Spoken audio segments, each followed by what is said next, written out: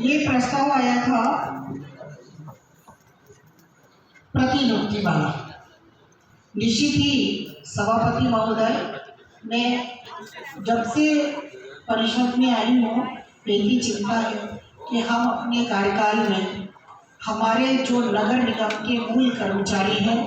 चाहे उनके प्रमोशन की बात हो, चाहे उनकी भर्ती की बात हो, चाहे अस्थायी से स्थायी करने की बात हो, चाहे 29 दिवस वालों को 89 दिन में परिवर्तन करने की बात हो, निश्चित ही हम और हमारी महापौर परिषद के सभी सदस्य और पार्षद, आप सब भी शायद मुझे लगता शामिल होंगे, हम सब इसी में चिंता में हैं कि हम नगर निगम के हमारे अधिकारी कर्मचारियों के हित में कुछ काम करें।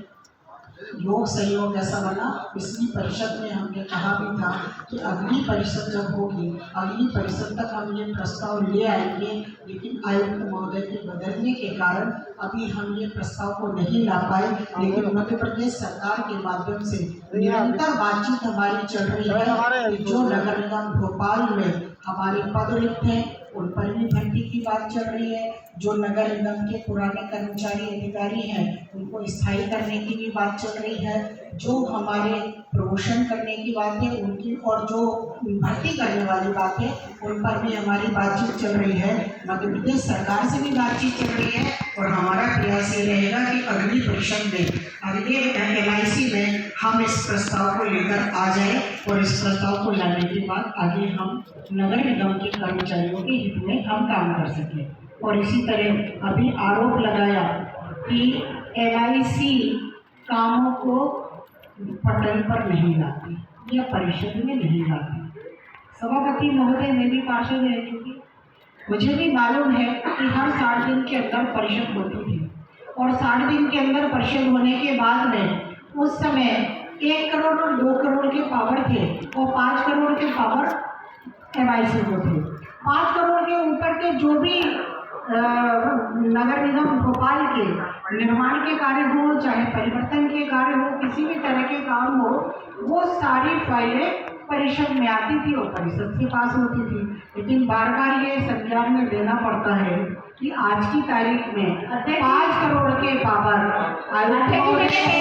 पैसों वाली कोई बात नहीं कही, मैंने ये बताया परिषद में लाने के अंदर जो आप समय अवधि बढ़ा रहे हैं, रेंट पर दे रहे हैं, किसी अधिकारियों को टेंडर कर रहे हैं, संविदा की नियुक्ति परमानेंट कर रहे हैं, अनुकंपा, ये जो हम लोगों को पता चलना चाहिए उन बातों के ऊपर है। करोड़ वाली बात जो आपका लिमिट है वही कर सकते हैं। सभापति महोदय, ये जानकारी है कि जो परिषद में प्रश्न आना चाहिए, प्रस्ताव आना चाहिए, वो परिषद में बराबर प्रस्ताव आते हैं। जिनका अधिकार MIC का है, MIC वही प्रस्ताव को पास करती है कि MIC के द्वारा पास हो सके, और जो MIC के द्वारा, MIC तो हर महीने ढूंढती है कि कोई ऐसा प्रस्ताव आ जाए कि हम 60 दिन के अंदर बैठक बुला लें, चाहे वो अनुकंपा नियुक्ति वाली बात हो, तो अनुकंपा नियुक्ति की स्वीकृति भी मध्य प्रदेश सरकार ने MIC को पावर दिया है कि आप नियुक्ति का जो अनुकंपा नियुक्ति है उनके आदेश को MIC का संकल्प लगाकर और अधिकारियों के पास भेजना है और वहां से आयुक्त महोदय अनुकंपा नियुक्ति कर लेता है। तो जो हमको कोई डर थोड़ी है कि हम पटल पर प्रस्ताव को ना लाएं, मगर हमें विचार करना पड़ेगा। हर बार यही बात होती है कि 60 दिन के अंदर परिषद है, 60 दिन के अंदर हमें कोई ना कोई प्रस्ताव को लाना चाहिए। निश्चित ही हम लेकर आते हैं जनहित के मुद्दे। कोई भी भोपाल का बता दे, यहाँ 85 पार्षद बैठे हैं, एक भी प्रस्ताव कोई ऐसा बता दे कि इस प्रस्ताव को परिषद के कारण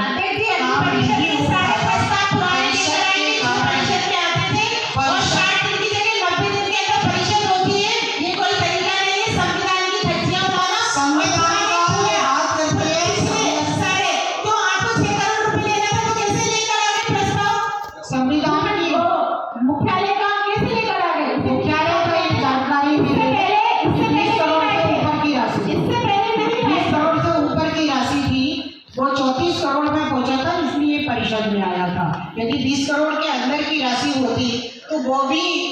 MIC के द्वारा स्वीकृति दे दी जाती। तो ये भी तो ध्यान रखें कि कि या कोई एक भी चैलेंज कर दे कि भोपाल नगर निगम में पहले की परिषद में आपके लिए अनुरोध है, हम सबके अनुरोध है कि कुछ विवाद से एमआईसी के अधिकार बढ़ाए जी पर एमआईसी के अधिकार वाले भी कई नीतिगत फैसले भले वो एमआईसी के अधिकार क्षेत्र थे तो भी एमआईसी निगम परिषद में प्रस्तुत करके उनका अनुमोदन कराती है नीतिगत फैसलों में भी और अन्य विषयों में भी, चाहे लीज आवंटन करके भी आते थे, नीतिगत से आते थे। लीज आवंटन अभी आए नहीं, लीज आवंटन तो अभी हुई नहीं है किसी की। मैं एक बात बता रहा हूँ, मैं जानता हूँ मान लीजिए कंपनी के अधिकार एमआईसी को दे दिया, तो एमआईसी के अधिकार को कोई वो नहीं कह रहा है कि आपको अधिकार है तो आप मत बुक करेंगे, पर वो परिषद में भी उसका शायद अनुमोदन अगर करेंगे तो और बेहतर रहेगा। इसी परंपरा पहले निगम परिषद में रही। जनहित के मुद्दों की बात है, यदि कहीं कोई विकास कार्य में कहीं भोपाल में कोई रोड अटक रहा हो तो उसके लिए पार्षद बताए कि परिषद नहीं होने के कारण और ये काम इतना विलम्ब हो गया है। मैं उसे इतनी ही बात कहकर मैं अपनी गाड़ी को विराम दूँ। इससे पहले एक और बात मैं कहना चाहती हूँ कि हमारे देश के यशस्वी प्रधानमंत्री नरेंद्र मोदी जी का जो आह्वान है लोकल को वोकल को, हमें भारत को सशक्त भारत बनाना है। तो सशक्त भारत बनाने के लिए हमें आत्मनिर्भर भारत बनाने के लिए हमारा प्रस्ताव जो आया है उसे हम सर्वसम्मति से पास भी करते हैं और मध्य प्रदेश सरकार के माध्यम से शासन तक भी भेजते हैं। इतनी बात कहकर मैं अपनी बात